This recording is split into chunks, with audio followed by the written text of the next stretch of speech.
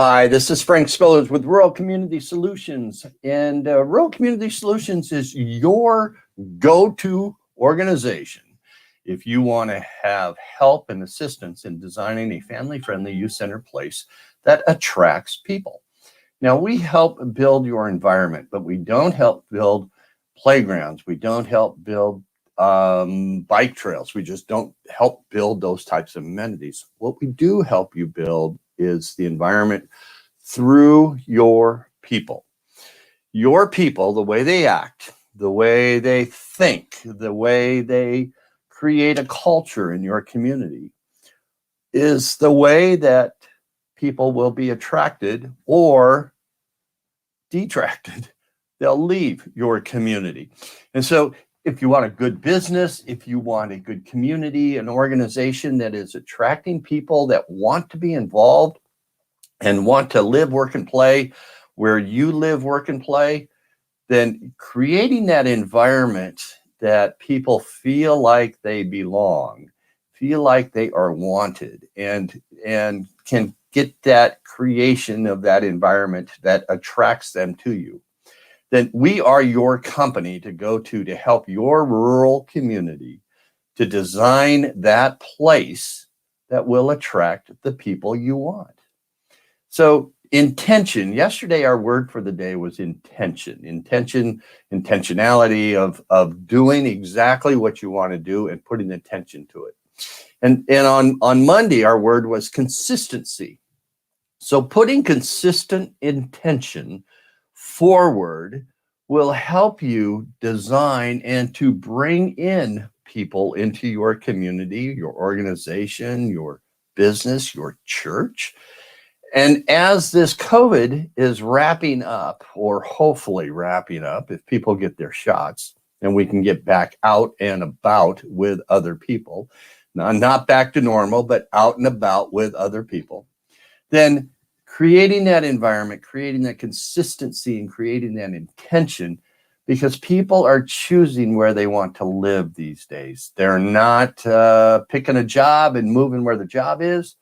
They're picking a location and taking their job with them.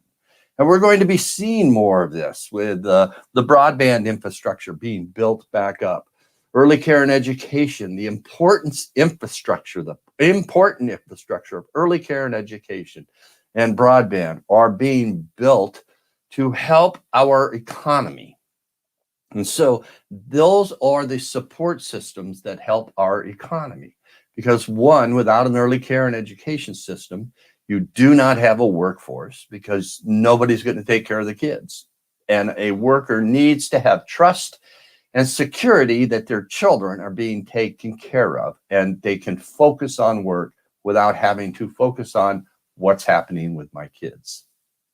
And so as we start to build these infrastructures in your community, you can start to build your culture, your cultural infrastructure, by intention and consistency, but also using the word today of kindness. Now, I'm sure you're going to look in the mirror and go, yes, I am kind. Yes, our community is kindness. Yes, our community just exudes kindness. Well, you might be talking to the people that grew up in your community. You might be talking to the people that are leaders in your community that have lived there for a long, long time, maybe grew up there, born and raised there, haven't moved away or have moved away and come back. If you just congregate with those people, you will then think like those people. And everybody in your community, the people in your community that grew up there, that stay there, think, yeah, we are kindness. We are a friendly community. But people that are moving in from the outside, you can check that trend line out, because if you're losing population and looking at rural America across the board, the trend lines are not increasing in population, they are decreasing in population. So if you're looking at increasing it, turning around those trend lines to start increasing your population, that means attracting more people into your community. That means attracting more people that weren't born and raised in your community than you have within your community that were born and raised. We call those native born. So when when that ratio starts to turn upside down, you will see an increase in your population. So kindness, when you look at the dictionary of kindness, it's defined as the quality of being friendly, generous, and considerate. People can see through if you are generous or not.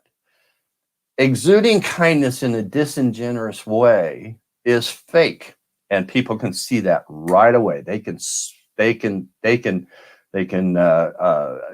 the intuition that they have, they know it's there. They don't feel like it's genuine, and they will back away from it, okay, because it's not genuine. And other symptoms of kindness are goodwill, warmth, tenderness, selflessness, and benevolence, okay? Giving of yourself in a kind way and not expecting things in return. Many times we'll give of ourselves and then we'll think in our mind, okay, that person owes me. And many leadership positions in your community have that thought process, have that mindset of, if I do something nice, you owe me. If I do something nice, this community owes me. All right. Or I'm doing this, so the community owes me for that. And that's not necessarily a true statement, because if you are truly giving out of the kindness of your heart, that's a saying, I give out of the kindness of my heart. That means that you give without the expectation of getting anything back. That's kindness. So what does kindness do for another person? You know, all last week we were talking about Maslow's hierarchy of needs. And the first two levels, okay, are people need their physical place. They need a house, they need food, they need water, they need that physical structure to help them make that. And when that is in place, then they move up to the next one of safety. They need to feel safe where they are. Right? And then they move up to a sense of belonging. And that's that third level of Maslow's hierarchy of needs.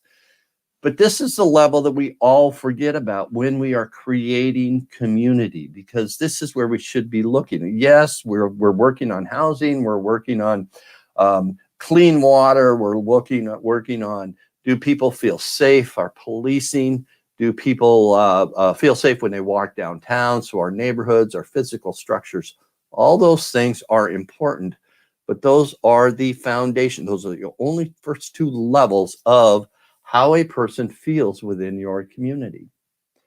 Now, when a person wants to belong, okay, that act of kindness, it's good for a body. When somebody has an act of kindness given towards them, it's been shown to increase that self-esteem, the empathy, the compassion, and improve people's moods.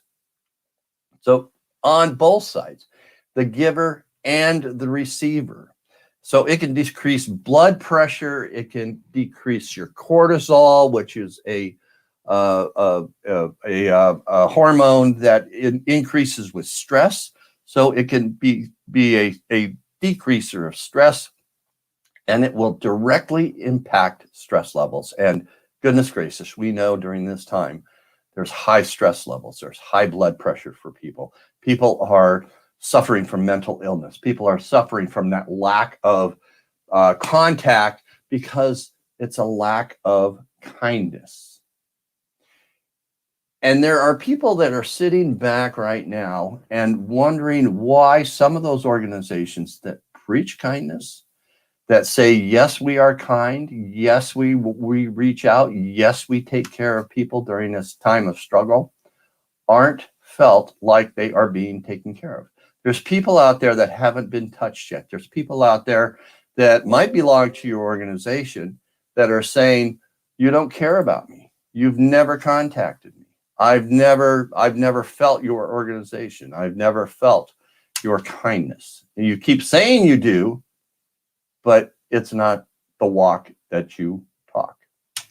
And so talking your walk, that is the importance of talking your walk, being consistent, being intentional, and being kind. So we're going through words this week of what do they mean, and how can your community and how can you look at your community and saying, are we these things? So one, are we consistent? Do we have a consistent message? Do we have consistent actions? Do we consistently walk our talk? Two, are we intentional on what we want to attract? Are we working in an intentional way to create an environment that will be welcoming to people? And today is, are we kind in our actions? Are we kind in what we do? Do we think we are? Are we kind when we are evaluated? At Rural Community Solutions, we look at 4 different pillars. We look at relationships, engagement, entrepreneurship, and collaboration. And we use those 4 pillars to help you, your community, your organization, your business, to build an environment that helps people feel like they belong. Now, you can't make people feel anything, but you can create an environment that invites them to where they will feel like they belong and they want to stay. So if you're interested, give us a call, give us an email, contact us at frank@ghorizons.com or kim@ghorizons.com. Let us know how you react to this. I'd love it. Share this message. Go to our YouTube channel at Rural Community Solutions TV live stream and subscribe. It's called Think Like an Entrepreneur, Become a Spark Plug. You can go to the Facebook page and hit the like at Rural Community Solutions, or you can like and subscribe to our podcast at anchor.fm, Think Like an Entrepreneur, Become a Spark Plug. Now, this is all the ways that entrepreneurs do think. And so if your community wants to get into the entrepreneurship business, your community wants to be community full of entrepreneurs, so entrepreneurship full, like your leader full communities, you're an entrepreneur full communities, you need to be that spark plug. You need to be that person that looks around and says, we can do this, even if your leaders aren't doing it.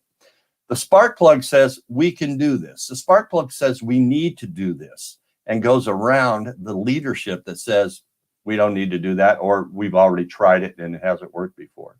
So be that spark plug. Give me a call, contact me in any way, give me a comment. Love to hear from you. And until tomorrow, we'll go for another word of trust. What does trust really mean? I'm Frank Spillers with Rural Community Solutions. I sure hope you have a wonderful day.